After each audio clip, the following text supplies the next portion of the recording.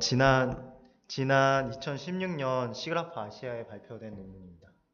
먼저 시작하기 앞서서 오늘 발표한 슬라이드는 실제로 저자가 업로드한 발표 자료를 기반으로 만들어졌습니다.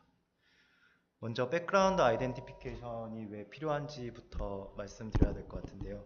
지금 왼쪽에 보시면 제가 지난 랩 세미나 때 발표를 한 내용인데요. 간략하게 말씀드리면은 핸드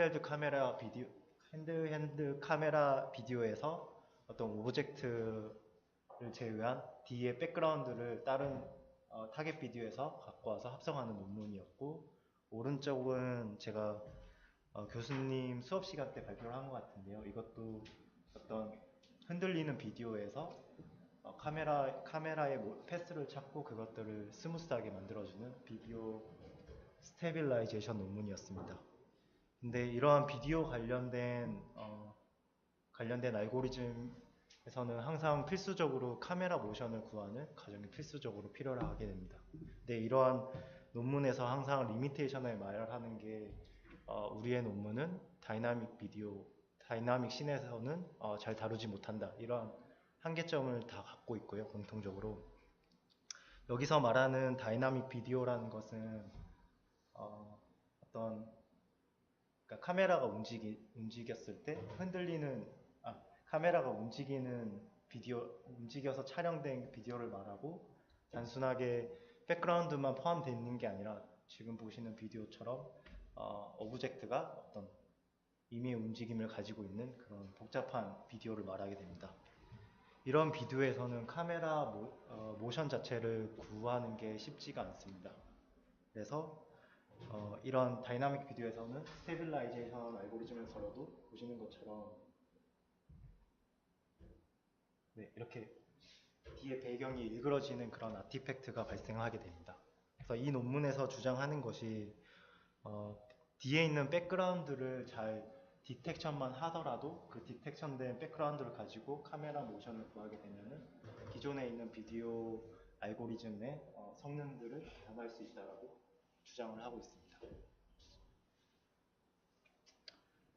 그래서 다시 이 논문의 목표를 다시 말씀드리면은, 이렇게 지금 산타처럼 춤을 춘다거나 이런 복잡한 사람의 움직임이 있는 비디오에서 백그라운드를 추출하는 논문이고요. 조금 더 정확하게 말씀드리자면 뒤에 있는 백그라운드 위에 올려져 있는 피처들을 찾아내는 논문입니다. 보시면은 초록색이 뒤에 찾아낸 백그라운드 피처들을 보여주는 표시하고 있고요. 여기 마젠타를 제외한 초록색 부분이 찾아낸 피처들을 보여주고 있습니다. 그래서 여기서 제안하는 메소드는 다음과 같은 옵저베이션에 의해서 만들어졌습니다. 첫 번째는 백그라운드의 피처의 움직임은 호모그라피 트랜스포메이션으로 근사할 수 있습니다. 왜냐하면 백그라운드 자체는 상대적으로 뒤에 멀리 있고 또 스태틱하기 때문에 호모그라피 트랜스포메이션으로 쉽게 근사하게 됩니다. 반면에 포그라운드 모션 자체는 어떤 카메라가 움직임에 의해서 발생하는 모션과 그 오브젝트가 움직이는 모션에 결합이 되어서 조금 더 백그라운드보다는 조금 더 복잡한 모션을 가지게 됩니다. 그리고 다이나믹 비디오에서의 챌린지한 점은 백그라운드 피처들이 오랫동안 지속돼서 화면에 나타나는 게 아니라 백그라운드이기 때문에 포그라운드에 가려졌다가 다시 노출됐다 하는 그렇기 때문에 백그라운드 자체가 화면에서 짧게 지속된다는 점입니다. 네, 그렇다고 해서 그 비디오 자체를 백그라운드를 찾아내기 위해서 비디오를 윈도우로 짧게 쪼개서 문제를 풀게 되면은 결국 비디오 전체에서 봤을 때 그런 라벨링들이 이제 일치하지 않기 때문에 여기서 사용하는 방식은 지역적으로 모션 자체를 먼저 한번 분석을 하고요. 전체적으로 다시 그것들을 최적화해서 하는 그런 전략을 사용하고 있습니다. 조금 더 자세하게 절차적으로 말씀을 드리면은 비디오에서 먼저 피처를 뽑고 트래킹을 하게 됩니다. 여기서는 카나데 루카스 토마시 트래킹을 썼고요. 여기 보이시는 이 트레젝토리가 그 피처의 하나의 피처에 대한 트레젝토리라고 생각하시면 됩니다. 이것들을 이제 비디오에서 각각 템포럴한 윈도우 W 구간만큼의 윈도우만큼 잘라서 계산을 하게 되고요. 그래서 구간 W만큼의 어떤 트레젝토리가 피계가 나오게 되면은 왼쪽에 보시는 것처럼 감마 매트릭스가 이런 식으로 트레젝토리를 매트릭스로 표현할 수 있습니다. 그러니까 컬럼 벡터 하나가 하나의 트레젝토리라고 생각하시면 되고요. 로우 컬럼 자체는 두 쌍의 로우 컬럼 자체는 구간에서 특정 프레임에서의 위치들이라고 생각하시면 됩니다. 만약에 프레임 T에서의 트레젝토리의 위치들이라고 생각하시면 됩니다.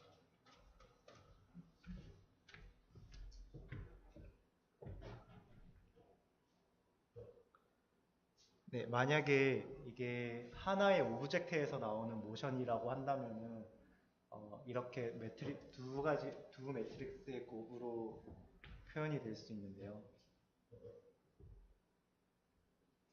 그러니까 오른쪽에 있는 게 실제 피처들의 3차원 좌표를 나타내는 매트리스고 그거 곱하기 어파인 매트리스 곱으로 나타낼 수가 있습니다. 그래서 만약에 화면 씬에서 n개의 모션이 나타나게 되면은 이런 n개의 감마 매트릭스가 구해지게 됩니다. 그럼 각 오브젝트는 리지드 한다고 하셨고 네. 리지드한 하나의 오브젝트에서 나오는 모션에 대해서 이렇게 표현할 수 있습니다. 사실 실제로 이 트레젝토리를 구하고 피처를 트래킹하고 이 매트릭스를 구성하려고 하면은 실제로는 이런 식으로 트래킹이 되지 않는 부분이 존재하게 됩니다.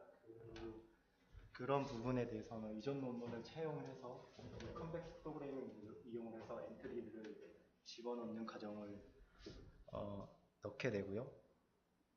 그리고 각 트레젝토리를 클러스터링 해주는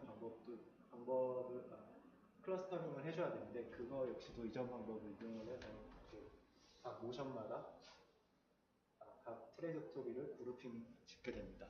그러니까 만약에 씬에서 3개의 모션이 존재하게 되면은 이런 감마 매트릭스 3개를 구해질 수 있게 됩니다. 이게 중간 결과인데요. 그래서 각 템포럴 윈도우마다 이렇게 구해지게 되면은 왼쪽에 보시는 것처럼 비슷한 모션이라고 생각되는 애들끼리 같은 색깔을 가지는 걸 볼 수 있습니다.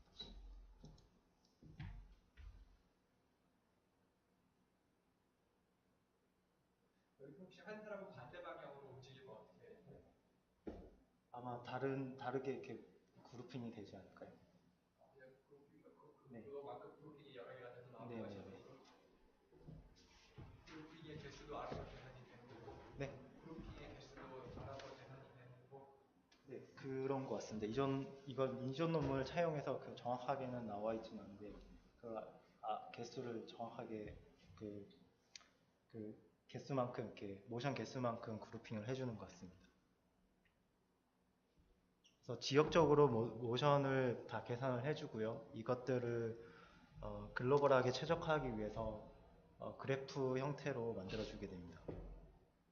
각 스테이지가 이제 템포럴 윈도우라고 생각하시면 되고, 요 하나의 노드가 아까 구했던 그 그룹핑된 트레젝토리라고 생각하시면 됩니다. 그러니까 하나의 트레젝토리 매트릭스라고 생각하시면 되고요. 만약에 아까 템포럴 윈도우를 사실 오버랩되게 잘랐잖아요. 그래서 그 트레젝토리랑 이전 윈도우에서의 트레젝토리가 쉐어하는 부분 트레젝토리가 있으면 이렇게 엣지를 연결해 주게 됩니다. 비디오기 때문에 왼쪽에서 오른쪽으로 향하는 방향성을 가진 엣지를 연결을 해주게 되고요. 이렇게 됐을 때 이제 엣지의 웨이트를 다 계산을 해줘야 되는데, 이 엣지의 웨이트를 계산해줄 때 아까 처음 말씀드렸던 그 가정을 사용하게 됩니다.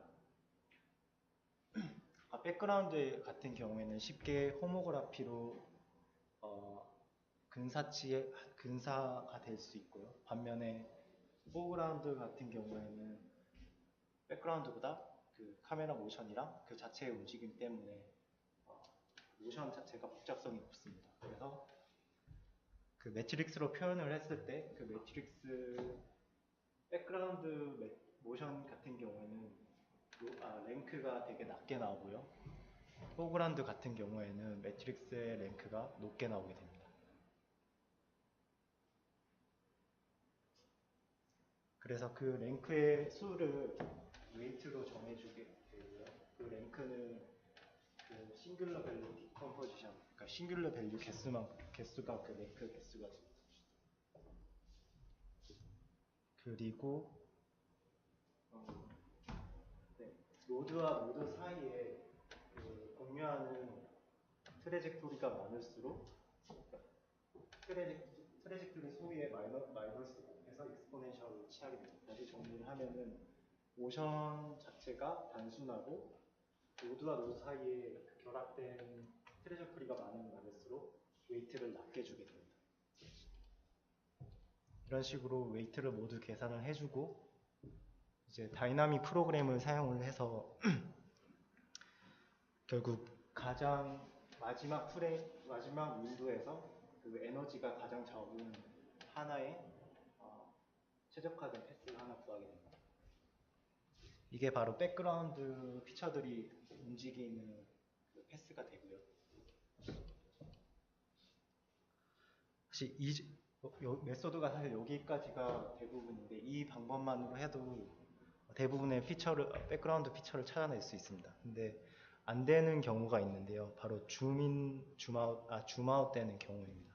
예를 들면은 줌아웃 된다라고 하면은 지금 이 피처들이 같은 백그라운드임에도 불구하고 백그라운드 쪽에 있는 오른쪽 벽에 있는 피처들은 왼쪽으로 움직이고 왼쪽에 있는 피처들은 또 오른쪽으로 움직이기 때문에 애초에 그 클러스터링을 할 때 아예 다르게 클러스터링이 되고 그 옵티마이제이션 걸어주면은 결국 하나의 패스만 찾게 되기 때문에 이 한쪽만 이제 그 백그라운드라고 식별을 하게 됩니다.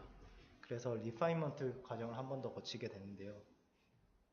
여기서 이미 한 번 찾은 피처를 가지고 호모그라피를 한번 구합니다. 그리고 이걸 제외하고 나머지 부분에서 그 트래젝토리가 이 호모그라피에 얼마 근사한지를 보고 추가적으로 백그라운드라고 식별해주는 리파인먼트 과정을 거치게 됩니다. 네, 이게 결과고요. 처음에 식별된 백그라운드고 왼쪽에 있는 부분이 추가적으로 백그라운드로 식별되는 피처 포인트들입니다. 다음은 다른 비디오에 대해서 보여지는 추가 결과물들이고요.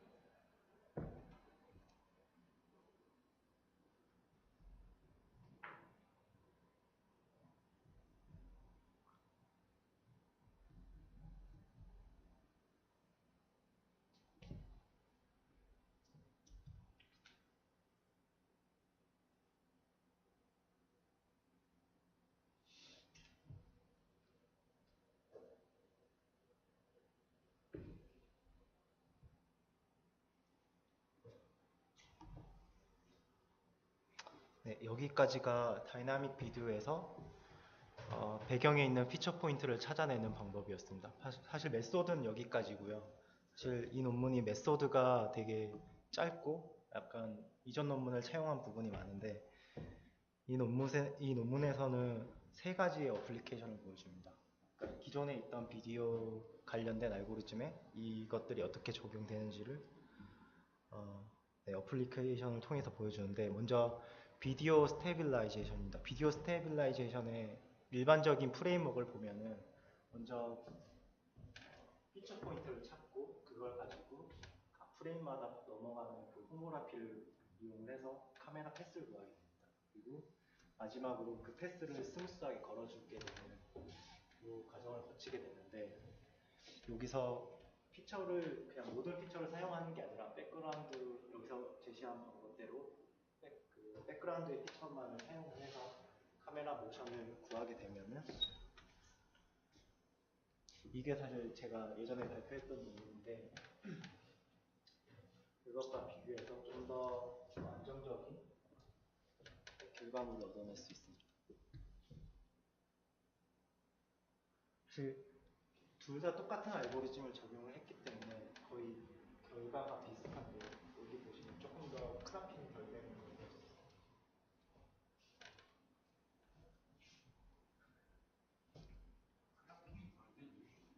네?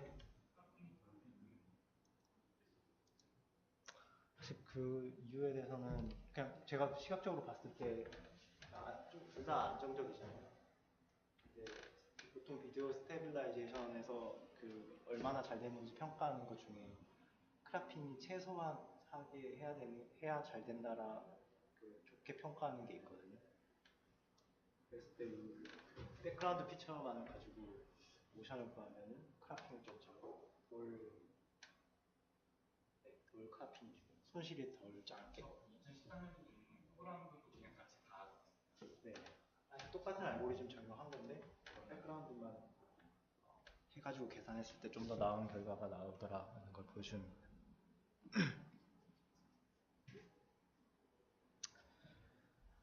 사실 비주얼적인 그 평가 말고도 그 좀 더 정량적으로 평가하기 위해서 마야씬에서 이런 임의로 흔들리는 영상을 만들어서 그 평가를 한 거고요. 보시면 이게 임의로 만들어낸 그 그라운드 트루스로 사용된 그 파라미터의 패스인데, 이거를 임의로 이렇게 노이즈를 줘서 인풋 비디오로 사용하게 됩니다. 그랬을 때 기존 스테빌라이즈 알고리즘을 적용하면 이렇게 되는데, 백그라운드만 잘 뽑아서 하게 되면 좀 더 그라운드 트러스에 가까운 패스를 찾아내게 됩니다. 두 번째는 합성인데요. 먼저 합성을 어떻게 했는지 프로세스에 대해서 간략하게 말씀을 드리겠습니다. 먼저 이렇게 다이나믹한 비디오가 있으면은 이 방법이 제시한 방법대로 피처를 한번 뽑고요. 그리고 비디오를 한번 오버세그멘테이션 해주게 됩니다. 그러니까 픽셀들을 그룹핑 한 덩어리로 뭉치는 그런 과정을 거치게 되고, 세그멘테이션 된 영역에 피처들이 포함하고 있는지 안 포함하고 있는지를 이용해서 이렇게 백그라운드와 그 포그라운드를 구별해 주게 됩니다. 그리고 하나의 키프레임을 잡아서 어떤 합성 이미지를 띄워놓게 되면은 거기서 백그라운드의 피처를 이용해서 뽑은 호모그래피를 계속 적용을 해주게 되면은 그 합성한 이미지가 카메라 모션에 따라서 자연스럽게 붙어서 합성이 됩니다. 이게 진짜 그 세그멘테이션으로 마스킹을 한 결과예요. 네. 그거 하고도 한 번 더 그 비디오 매팅이라는 걸 한 번 더 걸어주거든요. 세그멘테이션 한 거에다가 이렇게 약간 알파 값이라고 해야 되나? 스무스하게 붙도록. 이미지에 너무 세그멘테이션 한 거는 되게 러프하게 만들어지는데 네. 실제로 컴파티하는 거 보면 네. 다음보다 되게 깔끔하게 돼 있잖아요. 네, 그걸 푸는 게 비디오 매팅 방법입니다. 그걸 그냥 매팅을 한 번 더 하나요? 네, 그러니까 뭐라고 해야지? 그 알파 값을 이렇게 스무스하게 조절해서 잘 백그라운드랑 뒤에 있는 거랑 해설을 준다. 약간 그런 느낌이라고 생각하면 될 것 같아요.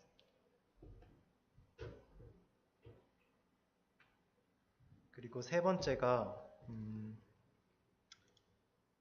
비디오 에디팅에서 가장 많이 하는 그 작업 중에 하나가 어떤 작업을 하기 전에 이렇게 깔끔한 백그라운드, 커다란 비디오 영상으로부터 백그라운드만 있는 커다란 스틸 이미지를 만들어주는 작업을 해주게 되는데, 이거 역시도 백그라운드를 어디 있는지를 알고 있으니까 그걸 가지고 그 피처를 가지고 얼라인 시키면 이렇게 깔끔하게 얼라인이 되고, 또 어디가 백그라운드인지를 아니까 오브젝트가 앞에 있어도 깔끔하게 이런 스틸 이미지를 만들어낼 수 있습니다.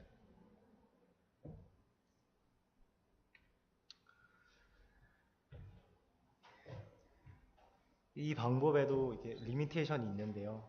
만약에 그 포그라운드랑 그 카메라랑 같이 모션이 같이 움직이는 트래킹샷 같은 경우에는 아무래도 비디오 화면에서 이 포그라운드가 스태틱하게 나오겠죠. 그래서 이거를 백그라운드로 잘못 인식하는 그런 한계점이 있습니다. 결론인데요. 그리고 이 논문에서는 다이나믹 비디오에서 백그라운드를 찾아내는, 백그라운드 피처를 찾아내는 새로운 방법을 제시를 했고, 그 방법을 바탕으로 좀 더 나은 카메라 패스를 구해서 기존에 있던 비디오 관련된 알고리즘들의 성능을 네, 높이는 걸 결과물에서 보여줬습니다. 네, 발표는 여기까지고 혹시 질문이나 코멘트 있으시면 해주시면 감사하겠습니다. 저희가 다시점 데이터랑 좀 많이 비슷해서 저도 이 논문을 봤었는데 아, 봤었어요? 이 논문의 키는 일단은 백그라운드 클러스터링 해내는 게 키잖아요. 네. 근데 다른 예전 릴레이티드 논문들을 보면 그걸 할 때 포그라운드가 문제를 일으키니까 그 마스킹을 수작업으로 집어넣는다든지 네네, 맞아요. 이렇게 해가지고 하잖아요. 네. 혹시 그거랑 비교는 안 하나요? 그렇게 한 결과물이랑. 아, 그거랑 결과물? 하나 있기는 한데, 잠시만요.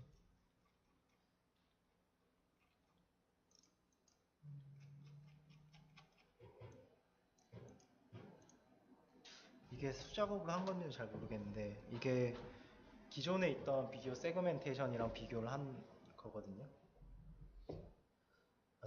그라운드 트루스 이게 아마 수작업. 어쨌든 일반적인 비디오 세그멘테이션 알고리즘을 적용한 거랑 자기네 방법이랑 비교한 건 있습니다.